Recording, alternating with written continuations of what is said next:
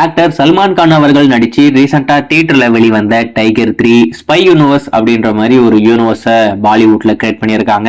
அந்த யூனிவர்ஸ்ல வெளியான ஒரு படம் தான் இந்த டைகர் 3. அதுக்காகவே ஒரு எதிர்பார்ப்பு. ஆனா அந்த எதிர்பார்ப்பை இந்த படம் பூர்த்தி பண்ணியிருக்கா அப்படின்னு பாத்தீங்கன்னா பண்ணல அப்படின்ற மாதிரி தான் நம்ம சொல்லணும்.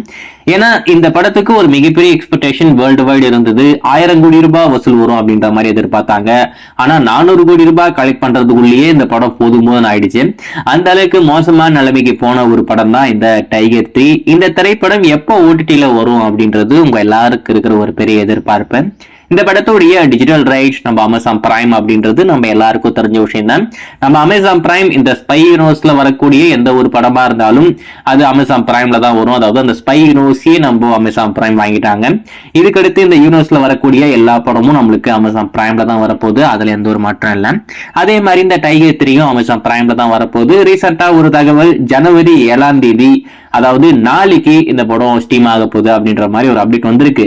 அதுக்கான அப்டேட்டுமே அபிஷியலா படத்தரப்புல கூடி சீக்கிரம் சொல்ல போறாங்க அப்படின்ற மாதிரி ஒரு தகவல் அதை நம்ம சொல்லியிருந்தோம். நீங்க பார்த்திருப்பீங்க நம்புறேன்.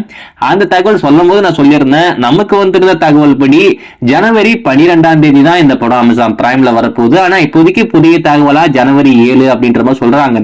இது எந்த அளவுக்கு உண்மைன்னு தெரியல. சோ வெயிட் பண்ணி பார்ப்போம் அப்படின்ற மாதிரி நம்ம சொல்லியிருந்தோம்.